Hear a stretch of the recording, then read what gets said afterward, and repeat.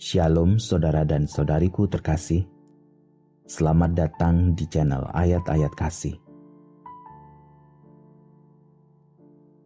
Aku mengerti bahwa berat untuk percaya bahwa kau dan aku tidak sendiri dalam masa penderitaan, luka dan kecewa.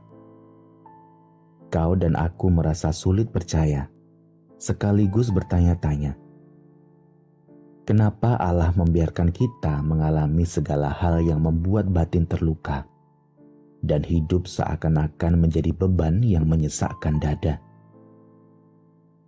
Bencana alam, perampokan dan kejahatan, ketidakadilan, penyakit berat yang kita atau mereka yang kita sayangi derita. Hal-hal itu semuanya mengarah pada penderitaan dan luka. Dan kita sebagai manusia bisa ada di satu titik ketika kita mulai mempertanyakan cinta dan rencana Allah di dalam hidup kita. Kita bertanya-tanya, mengapa setiap kejadian buruk ini harus terjadi? Saat ini ayat-ayat kasih akan menyajikan 10 alasan tentang mengapa Allah mengizinkan luka dan derita terjadi dalam hidup kita, yang akan terbagi dalam 3 bagian. Publikasi ini disarikan dari artikel 10 Reasons to Believe in a God Who Allows Suffering yang diterbitkan oleh RBC Ministries tahun 2009 dan didukung dengan referensi lain dari berbagai sumber. Siapkan dirimu, saudara dan saudariku. Buka hatimu dan terima anugerah kasih Allah bersamamu. Beri waktu pada dirimu untuk mengerti mengapa kita dapat selalu mempercayainya, Yesus Kristus Allah kita yang hidup. Bahkan ketika hidup terasa menyakitkan, terasa menghimpit dan meremukkan tulang dan pikiran, dan kita tidak mengerti mengapa semua ini bisa terjadi. Alasan pertama, luka dan derita ada karena kita sebagai manusia mempunyai kebebasan untuk memilih. Setiap orang tua yang mengasihi anak-anaknya pasti ingin melindungi mereka dari rasa sakit yang tidak perlu mereka alami. Tapi setiap orang tua yang bijak dan mempersiapkan anaknya untuk masa depan, mereka mengetahui adanya bahaya yang akan datang di masa depan akibat melindungi anak secara berlebihan. Mereka mengerti bahwa setiap manusia diciptakan dengan kemampuan untuk memilih. Dunia tanpa adanya pilihan jauh lebih buruk daripada dunia tanpa rasa sakit. Tapi yang lebih buruk lagi adalah apabila dunia ini dihuni oleh orang-orang yang membuat pilihan yang salah, tanpa mengerti konsekuensi dari setiap pilihan yang mereka buat, untuk diri mereka sendiri maupun untuk orang lain, termasuk juga rasa kecewa dan luka yang bisa menjadi akibatnya. Dalam dunia ini, tidak ada yang lebih berbahaya daripada pembohong, pencuri atau pembunuh, serta manusia-manusia yang sama sekali tidak mempunyai simpati dan empati, yang tidak bisa merasakan kerugian atau akibat dari setiap tindakan yang dia lakukan pada dirinya sendiri maupun pada orang lain. Ayat-ayat untuk direnungkan. Kejadian 2 ayat 15-17. Tuhan Allah mengambil manusia itu dan menempatkannya dalam Taman Eden untuk mengusahakan dan memelihara taman itu. Lalu Tuhan Allah memberi perintah ini kepada manusia. Semua pohon dalam taman ini boleh kau makan buahnya dengan bebas. Tetapi pohon pengetahuan tentang yang baik dan yang jahat itu, janganlah kau makan buahnya. Sebab pada hari engkau memakannya, pastilah engkau mati. Peraturan sudah disampaikan. Diri dan kehendak bebas yang kita punyalah yang menentukan apa yang akan kita lakukan selanjutnya, serta konsekuensi apa yang akan terjadi kemudian.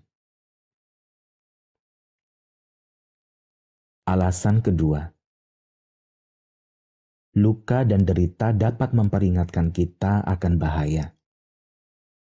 Semua orang pasti tidak menyukai rasa sakit, terutama apabila kita melihat mereka yang kita sayangi mengalami luka dan derita. Namun perlu kita sadari, tanpa luka dan rasa sakit, kita tidak akan mencari dokter.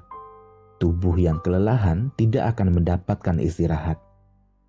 Penjahat tidak akan takut dengan hukum, dan anak-anak tidak akan mengindahkan konsekuensi dari peraturan. Tanpa rasa sakit, hati nurani, ketidakpuasan yang mengakibatkan kebosanan, dan bahkan kerinduan kita akan sesuatu yang lebih besar daripada diri kita sendiri dan dunia. Kerinduan dan pertanyaan-pertanyaan akan keberadaan Allah. Orang-orang yang rindu akan kehadiran Allah Bapa yang kekal tidak akan menemukannya. Raja Salomo misalnya, yang terpikat oleh kenikmatan dan harus memperoleh pelajaran dari sakit yang dialaminya, menunjukkan bahwa bahkan orang yang paling bijaksana pun bisa menjauh dari rahmat Allah sampai dia ditangkap Allah dari pilihan duniawinya sendiri. Ayat-ayat untuk direnungkan. Mazmur 78 ayat 34 sampai 35. Sebab itu ia membuat hari-hari mereka habis dalam kesia-siaan dan tahun-tahun mereka dalam kekejutan. Apabila ia membunuh mereka, maka mereka mencari Dia. Mereka berbalik dan mengingini Allah. Mereka teringat bahwa Allah adalah gunung batu mereka, dan bahwa Allah yang Maha Tinggi adalah penebus mereka. Alasan ketiga, luka dan derita menunjukkan apa yang ada di dalam hati kita. Luka dan derita seringkali terjadi karena orang lain. Tapi luka dan derita yang kita alami mampu mengungkapkan apa yang ada di dalam hati kita masing-masing. Kemampuan mencintai, berbelas kasih, amarah, iri hati, dan kesombongan bisa muncul ataupun tenggelam karena situasi dan kondisi. Kekuatan dan kelemahan hati kita muncul ke permukaan bukan ketika semuanya berjalan sesuai dengan keinginan kita, tetapi ketika nyala api penderitaan dan godaan menguji karakter kita. Seperti emas dan perak yang dimurnikan dengan api, dan seperti batu bara butuh waktu dan tekanan untuk menjadi permata. Hati manusia terungkap dan terbentuk dengan menahan tekanan dan panasnya waktu dan keadaan. Kekuatan karakter tidaklah ditampilkan saat semua yang ada di dalam dunia kita berjalan baik-baik saja, tetapi pada saat rasa sakit dan penderitaan terjadi di dalam hidup kita. Ayat-ayat untuk direnungkan. Roma 5 ayat 3-5. Dan bukan hanya itu saja, kita malah bermegah juga dalam kesengsaraan kita, karena kita tahu bahwa kesengsaraan itu menimbulkan ketekunan, dan ketekunan menimbulkan tahan uji, dan tahan uji menimbulkan pengharapan. Dan pengharapan tidak mengecewakan, karena kasih Allah telah dicurahkan di dalam hati kita oleh Roh Kudus yang telah dikaruniakan kepada kita.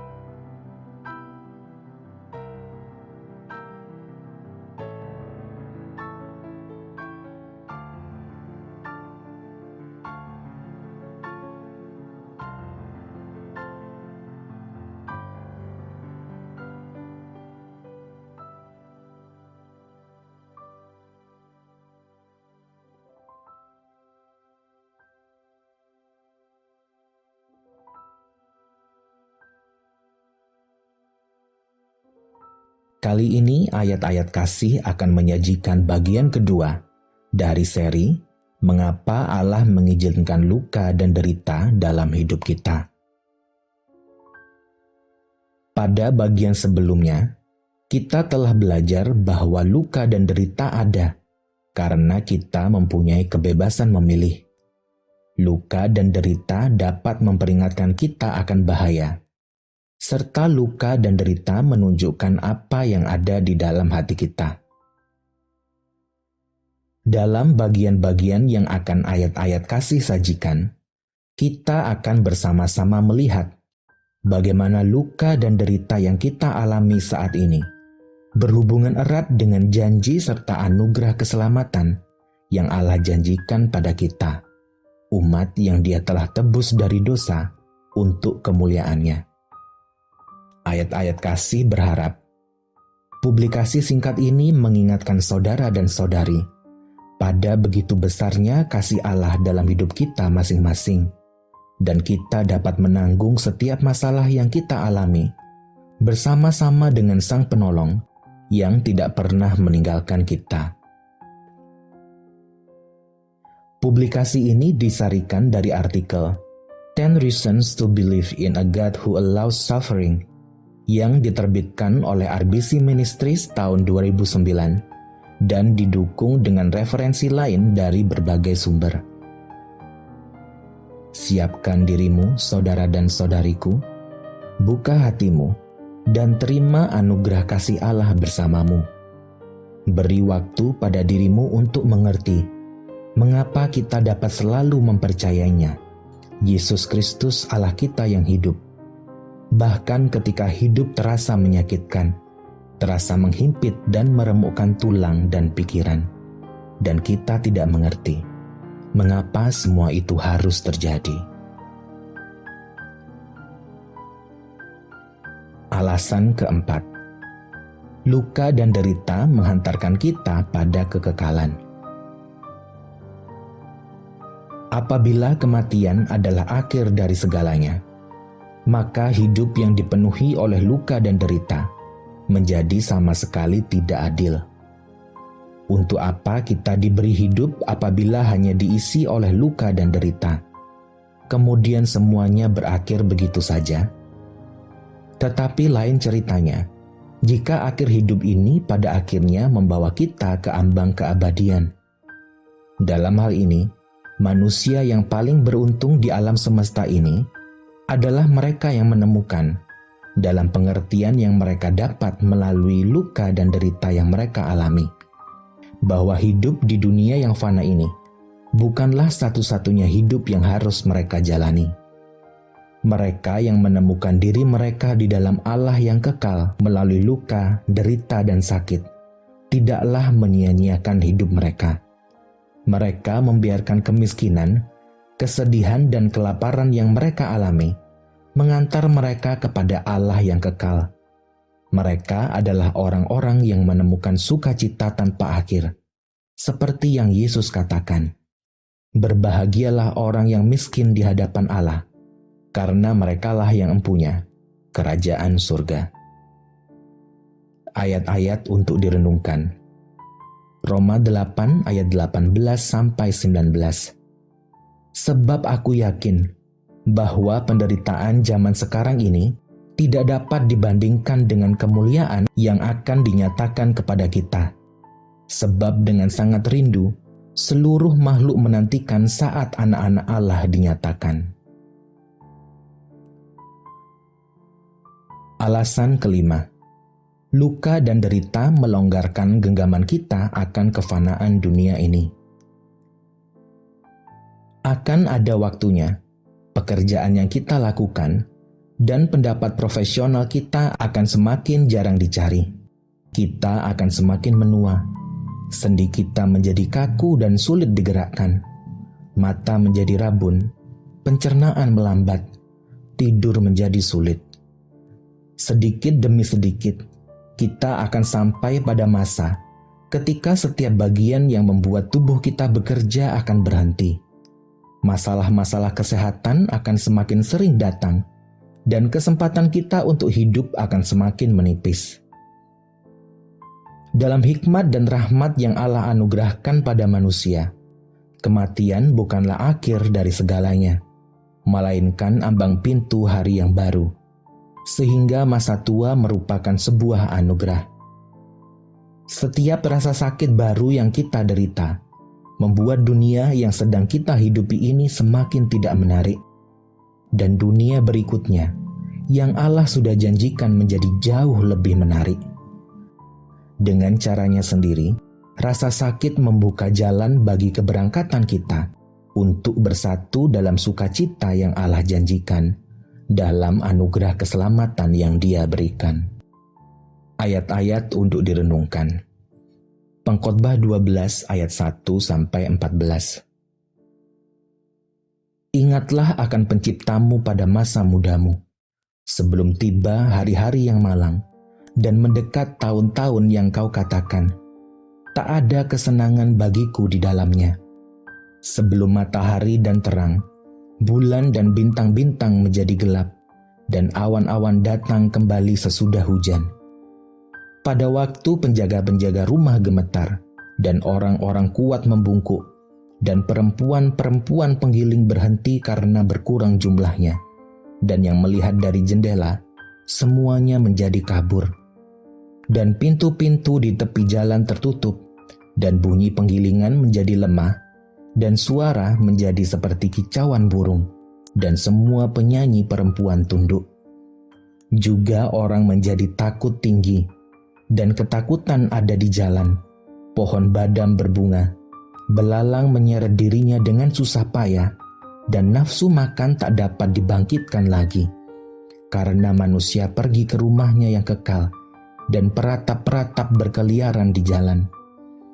Sebelum rantai perak diputuskan dan pelita emas dipecahkan, sebelum tempayan dihancurkan dekat mata air, dan roda timba dirusakkan di atas sumur, dan debu kembali menjadi tanah seperti semula, dan roh kembali kepada Allah yang mengaruniakannya. Kesia-siaan atas kesia-siaan, kata pengkhotbah, segala sesuatu adalah sia-sia. Akhir kata. Selain pengkhotbah berhikmat, ia mengajarkan juga kepada umat itu pengetahuan. Ia menimbang, menguji, dan menyusun banyak amsal. Pengkhotbah berusaha mendapat kata-kata yang menyenangkan dan menulis kata-kata kebenaran secara jujur. Kata-kata orang berhikmat seperti kusa, dan kumpulan-kumpulannya seperti paku-paku yang tertancap, diberikan oleh satu gembala. Lagi pula, anakku, waspadalah. Membuat banyak buku tak akan ada akhirnya, dan banyak belajar melelahkan badan. Akhir kata dari segala yang didengar ialah, takutlah akan Allah, dan berpeganglah pada perintah-perintahnya, karena ini adalah kewajiban setiap orang. Karena Allah akan membawa setiap perbuatan ke pengadilan yang berlaku atas segala sesuatu yang tersembunyi, entah itu baik, entah itu jahat. Alasan keenam, luka dan derita memberi kita kesempatan untuk percaya kepada Allah.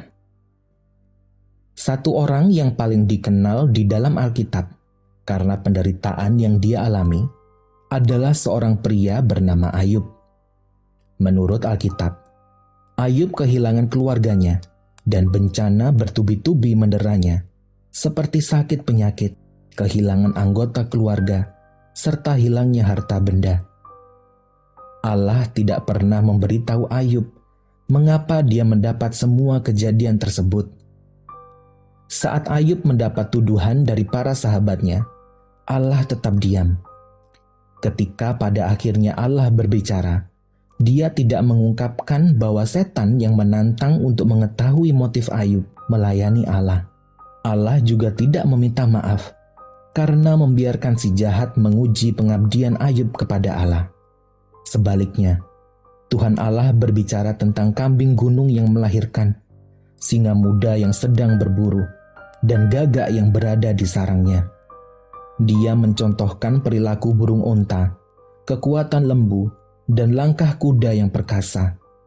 Dia mengutip keajaiban langit, keajaiban laut, dan siklus musim. Ayub diberi kesempatan untuk menyimpulkan bahwa jika Allah memiliki kekuatan dan kebijaksanaan untuk menciptakan alam semesta ini, maka dia juga memiliki alasan untuk mempercayai Allah yang sama pada saat luka dan derita mendera. Ayat-ayat untuk direnungkan. Ayub 42 ayat 1-6. Ayub mencabut perkataannya dan menyesalkan diri. Maka jawab Ayub kepada Tuhan, "Aku tahu bahwa Engkau sanggup melakukan segala sesuatu dan tidak ada rencanamu yang gagal. Firman-Mu, siapakah dia yang menyelubungi keputusan tanpa pengetahuan? Itulah sebabnya, tanpa pengertian aku telah bercerita tentang hal-hal yang sangat ajaib bagiku dan yang tidak ku ketahui. Firman-Mu, dengarlah, maka akulah yang akan berfirman. Aku akan menanyai Engkau, supaya Engkau memberitahu aku. Hanya dari kata orang saja aku mendengar tentang Engkau, tetapi sekarang mataku sendiri memandang Engkau. Oleh sebab itu, aku mencabut perkataanku, dan dengan menyesal aku duduk dalam debu dan abu."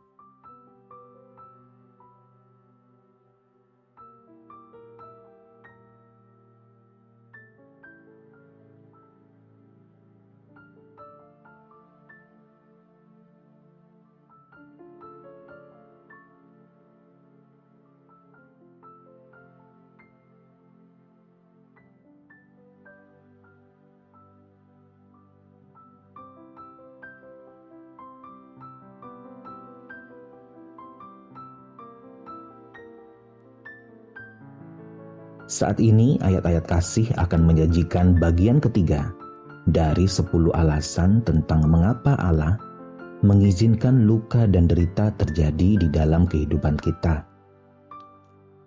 Publikasi ini disarikan dari artikel 10 Reasons to Believe in a God Who Allows Suffering yang diterbitkan oleh RBC Ministries tahun 2009 dan didukung dengan referensi lain dari berbagai sumber. Luka, derita, dan kecewa seakan-akan telah menjadi makanan kita sehari-hari sebagai manusia. Perasaan-perasaan negatif tersebut bisa berkembang menjadi sebuah keadaan di mana kita menjadi manusia-manusia yang tidak peduli lagi dengan keadaan sekitar, sebuah mekanisme perlindungan diri supaya kita tidak merasa tersakiti lagi. Kita menjadi kebal dari derita dan luka, serta kecewa. Kita menjalani hidup sebagai daun di atas aliran air yang tidak peduli kemana air akan membawa kita pergi. Kita merasa aman, kita merasa nyaman, tapi kita merasa tidak peduli. Saudara dan saudariku terkasih, bila kau bertemu dengan ayat-ayat kasih saat ini, itu sama sekali bukan kehendak siapapun yang ada di dunia ini. Ini adalah kehendak Allah untuk menyatakan dirinya padamu. Sungguh pun dia tidak pernah jauh darimu. Luka, derita, dan kecewa ada karena kita mempunyai kehendak bebas. Kebebasan memilih yang tidak selalu sesuai dengan apa yang Allah mau terjadi di dalam kehidupan kita. Allah selalu mengasihimu, saudara dan saudariku. Tidak pernah dia jauh darimu. Dia rindu untuk memelukmu dalam kerahmatan kasih-Nya. Siapkan dirimu, saudara dan saudariku. Buka hatimu dan terima anugerah kasih Allah bersamamu. Beri waktu pada dirimu untuk mengerti mengapa kita dapat selalu mempercayainya. Yesus Kristus Allah kita yang hidup, bahkan ketika hidup terasa menyakitkan, terasa menghimpit dan meremukkan tulang dan pikiran, dan kita tidak mengerti mengapa semua itu bisa terjadi. Alasan ketujuh, Allah bersama-sama ikut menderita dalam setiap luka dan derita yang kita alami. Di dunia ini, Tidak ada yang pernah menderita melebihi Yesus Kristus, Allah Bapa kita. Tidak ada seorang pun yang telah membayar lebih mahal untuk pengampunan dosa kita.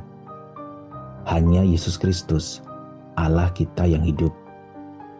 Tidak ada yang pernah menderita seperti Dia, yang telah membayar dosa kita secara lunas selain Dia, Putranya yang telah disalibkan. Tidak ada seorang pun yang deritanya melebihi Dia, yang ketika Dia merentangkan tangannya dan mati di kayu salib, menunjukkan kepada kita betapa Dia sangat mencintai kita.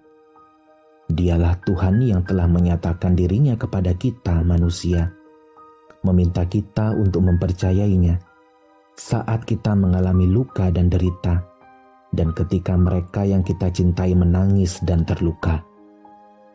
Lewat segala penderitaan yang Dia alami, saudara dan saudariku, Dia mengerti bagaimana rasanya derita dan luka. Dia ikut menanggung derita yang kita ataupun mereka yang kita sayangi derita. Ayat-ayat untuk direnungkan. 1 Petrus 2 ayat 21. Sebab untuk itulah kamu dipanggil, karena Kristus pun telah menderita untuk kamu, dan telah meninggalkan teladan bagimu, supaya kamu mengikuti jejaknya. 1 Petrus 3 ayat 18. Sebab juga Kristus telah mati sekali untuk segala dosa kita. Ia yang benar untuk orang-orang yang tidak benar, supaya Ia membawa kita kepada Allah.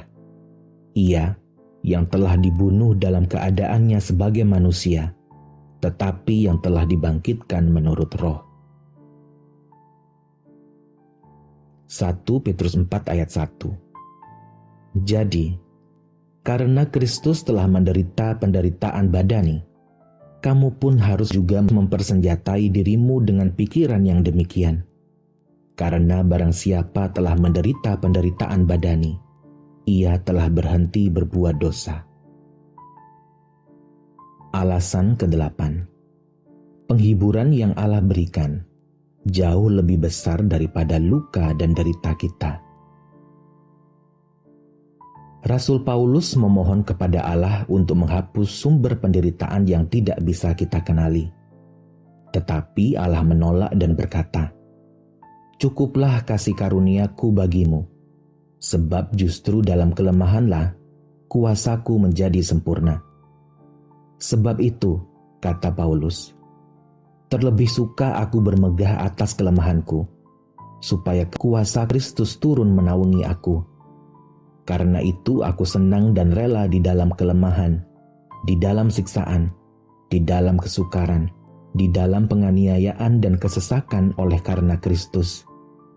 Sebab jika aku lemah, maka aku kuat. 2 Korintus 12 ayat 9-10. Paulus belajar bahwa lebih baik dia bersama Kristus dalam penderitaan daripada tanpa Kristus dalam kesehatan yang baik, ataupun situasi tenang menyenangkan tanpa kesusahan. Alasan ke-9. Pada saat luka dan derita melanda, kita saling dipersatukan. Tidak akan ada orang yang akan memilih rasa luka dan derita. Tapi, ketika kita sama sekali tidak mempunyai pilihan, kita masih mempunyai penghiburan. Bencana alam dan krisis memiliki cara untuk mempersatukan kita. Badai, kebakaran, gempa bumi, kerusuhan, penyakit dan kecelakaan memiliki cara untuk menyadarkan sekaligus membuat kita berpikir ulang tentang hidup kita. Pada saat itu kita diingatkan akan kehidupan kita dan bahwa orang-orang yang ada di sekitar kita, mereka yang sudah ada selalu bersama-sama dengan kita, lebih penting daripada hal duniawi lainnya. Kita menjadi mengerti bahwa kita saling membutuhkan, dan terlebih dari itu semua, kita membutuhkan Allah. Setiap kali kita menemukan penghiburan di dalam Tuhan, ketika kita sendiri mengalami luka dan derita, tanpa disadari kalau kapasitas kita untuk membantu orang lain meningkat.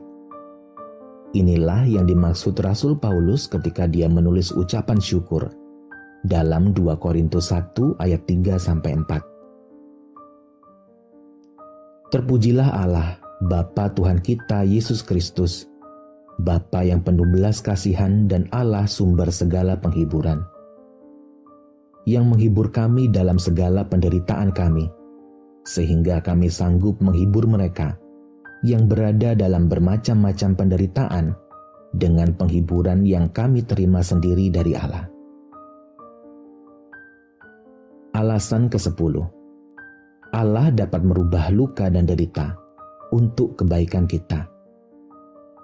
Alasan ke-10 ini banyak terlihat di dalam contoh-contoh yang diberikan dalam Alkitab. Melalui penderitaan Ayub, kita melihat seorang manusia yang tidak hanya memperoleh pemahaman yang lebih dalam tentang Tuhan, tetapi juga menjadi sumber inspirasi bagi banyak generasi untuk diikuti. Melalui penolakan, pengkhianatan, perbudakan, dan penahanan seorang manusia bernama Yusuf, kita bisa melihat seseorang yang akhirnya bisa mengatakan kepada mereka yang telah menyakiti dia, seperti yang tertuang di Kejadian 50 ayat 20. Memang kamu telah mereka-rekakan yang jahat terhadap aku, tetapi Allah telah mereka-rekakannya untuk kebaikan, dengan maksud melakukan seperti yang terjadi sekarang ini, yakni memelihara hidup suatu bangsa yang besar. Ketika jiwa kita berteriak kepada Allah, bertanya-tanya mengapa Dia membiarkan kita mengalami luka dan derita, kita memiliki alasan untuk melihat kepada kekekalan. Seperti Yesus yang dalam penderitaannya sendiri di atas kayu salib berteriak, "Allahku, Allahku, mengapa engkau meninggalkan aku?" Matius 27 ayat 46. Yang pada akhirnya kita ketahui bahwa penderitaannya membawa kita pada keselamatan.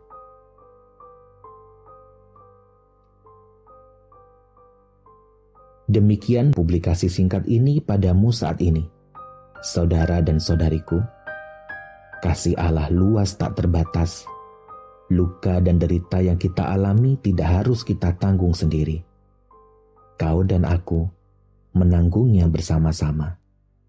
Allah mengasihimu selalu, tak lekang oleh waktu. Amin.